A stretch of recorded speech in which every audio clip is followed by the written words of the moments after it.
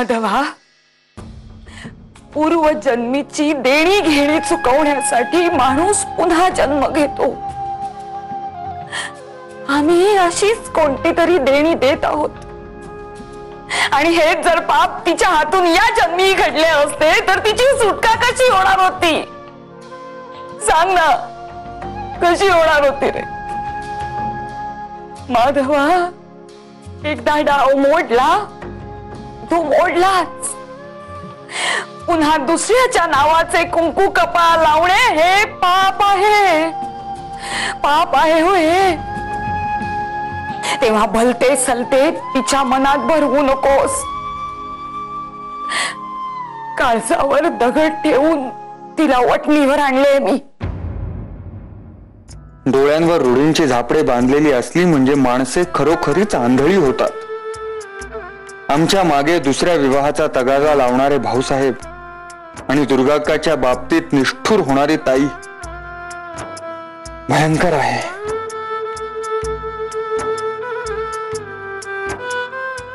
माधवा, बोला बाळंबच्चे.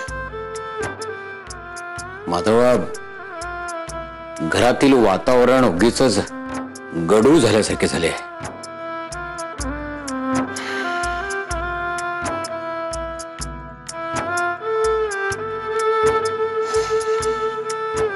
खरे आहे, घरातील वातावरण गढूळ झाले आहे हे निसंशयपणे खरे आहे. पण असे का बाळंबच्चे? कारण पती निधनानंतर स्त्रियांनी असे अनैसर्गिक आणि भीषण आयुष्य जगावे असे शास्त्रात कुठेही सांगितलेले नसतानाही आपण दुर्गाक्काच्या हातून कोणताही गैरप्रकार घडलेला नसताना ताई काकूंनी तीस एवढी कठोर शिक्षा द्यावी हे सर्वस्वी अनुचित आहे. नाही माधवा, ताई साहेबांनी जे केले ते दुर्गाक्कांना नेमाची जाणीव करून देण्यासाठी केले. अरे विधवेच्या मनी असे हे विचार येणं पाप आहे. काय बोलता आहात बाळंभटजी आपण? अहो, दुर्गाक्का एक माणूस आहे. नाही बाळंभटजी, ती एक स्त्री आहे आणि स्त्रियांसाठी जे नियम घालून दिले आहेत ते त्यांच्या भल्यासाठीच आहेत आणि त्यांनी तसेच वागावयास हवे. बरोबर आहे. जे काही नियम आहेत ते फक्त स्त्रियांपुरतेच, पुरुषांस मात्र सारेच मुक्तद्वार.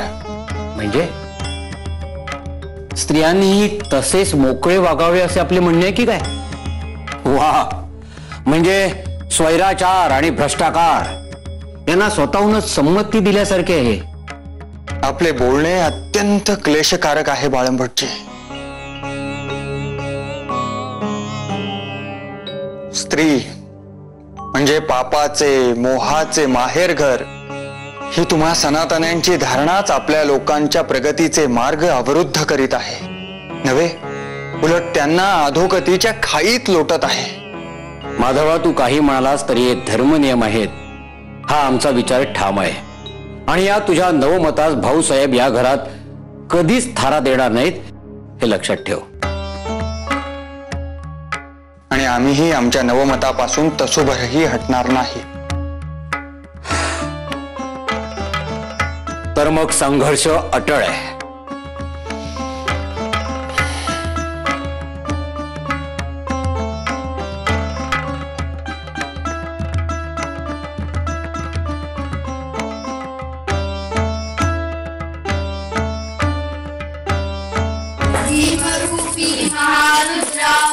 हनुमान मारुती बनारी अंजनी सूता रामदूता प्रभंजना महाबळी प्राणदाता.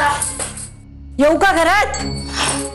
अगो बाई, तुम्ही आणि आलात ना घरात, मग कशाला विचारता येऊ का म्हणून? वंसा, जाऊ बाई तुम्ही. नमस्कार करते. या ना, या बसा. सरस्वती कुठे दिसत नाही ती? घ्या ना. इथे शेजारीच दातारांचं शेतघर आहे, त्यांच्याकडच्या मंडळींनी बोलवलंय तीस. सकाळी बोडण होते, त्यांच्याकडेच फराळाला गेले. एकूण सगळे ठीकच दिसते तुमचे. का हो? वाईट वाटलं ऐकून? नाही म्हणजे आम्ही दिवस रात्र टिप करत बसावी असं वाटलं होतं का काय तुम्हाला? माणसं जाऊ द्या ना, शब्दाला शब्द का वाढवताय? पुन्हा भांडणे करायचेत का? जे व्हायचे ते होऊन गेले, सोडले ना आपण ते घर, मग आता पुन्हा हे सगळं कशाला? बोलू दे, काय वाटेल ते बोलू दे. कावळ्याच्या शापाने गाय नाही मरत हो कधी.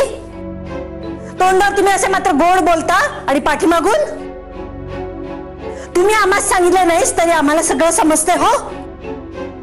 भाऊजी आणि गोपाळ या खटल्या संबंधी जावई बापूंची मदत घेणार आहेत आले आमच्या कानावर. मागच्या खेपेस आमचे हेच सांगत होते, पण त्यावेळी भाऊजींनी केवढा गजब केला. मोठ्या तत्वाच्या गोष्टी सांगितल्या होत्या. या बाबतीत जावई बापूंना गळ घाला असे तुमचे म्हणणे होते, जे आम्हाला अजिबात मान्य नव्हते. पण आता काय करताय तेच ना. एक लक्षात ठेव उमा, तुम्ही किती खटाटोप केलात ना तरी तुम्हाला यश नाही हो. हा खटला आम्हीच जिंकू. बर, हे सांगायला आली होतीस का तू? नाही, पण घर सोडताना मला न सांगता देव घेऊन आलात ना, ते न्यायला आले मी.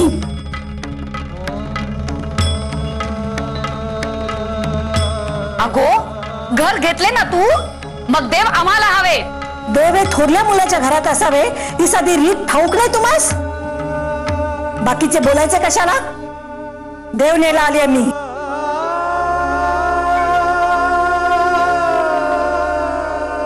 अवगुणांचे हाती आहे अवघीच फजिती, नाही पात्रा सवे चाड, विष तांब्या वाटी भरली लावू नये होटी.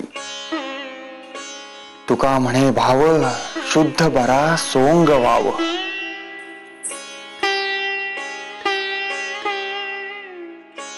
स्वतः तुमच्यासाठी ताक आणले आहे. तेव्हा ते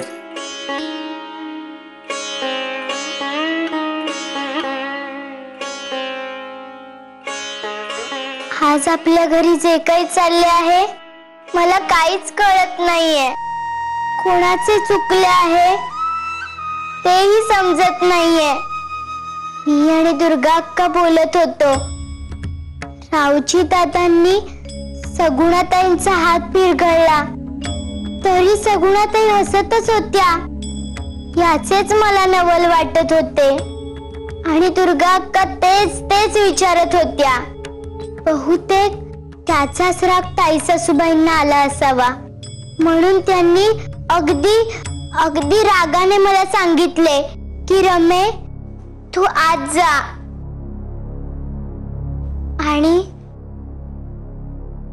आणि नंतर माझे काही चुकले का? ताई सासूबाईंनी दुर्गा अक्कास विहिरीत ढकलले.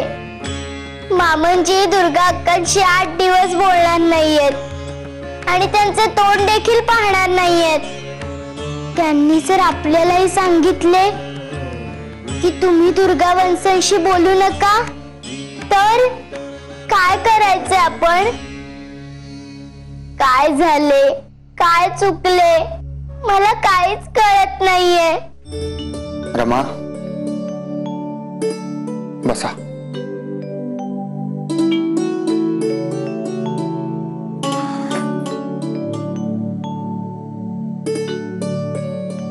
रमा, कधी कधी चुकून भाकरी थोडीशी करपते म्हणून ती लगेच टाकून द्यावयाची का? नाही टाकावयाची. तो करपलेला भाग काढून भाकरी जेवणात घेता येते आणि तो करपलेला भाग सुद्धा दुधात घालून खाता येतो. आयुष्यही कधी कधी असेच करपते, कोणाचीही चूक नसताना, पण म्हणून ते लगेच संपवून टाकणे योग्य नाही. अशा आयुष्यासही अर्थ देता येतो, पण अनेकांना ते पटत नाही. परंतु आमची खात्री आहे, एक ना एक दिवस साऱ्यांनाच ते पटेल. माणसे बदलतील, डोळस होतील, हे घडणारच, यास पर्याय नाही. आणि हे घडावे यासाठी आपण अखंड प्रयत्न करावयाचा. त्यासाठी अपमान, अवहेलना सहन करावी लागली तरीही आपला विचार सोडावयाचा नाही.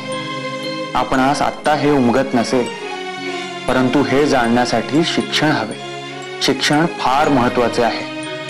एकदा का आपण शिक्षित झालात की या प्रश्नांची उकल करण्याचे सामर्थ्य तुम्हा स्वतःच प्राप्त होईल.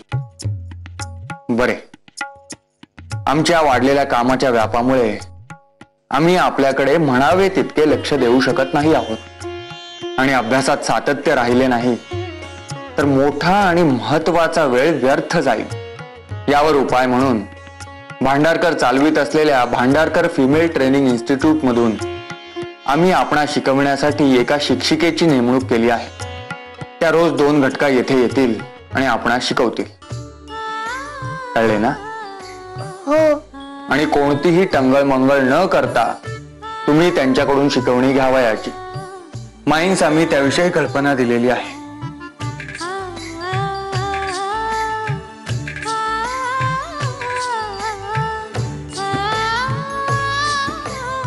भाकरी करपते तसे आयुष्यही करपते. काय करावे हिच्या मनाचे, काय करावे हिच्या आयुष्याचे काहीही समजत नाही. हिला हसवावे का हिला रडवावे ते तर अजिबातच समजत नाही.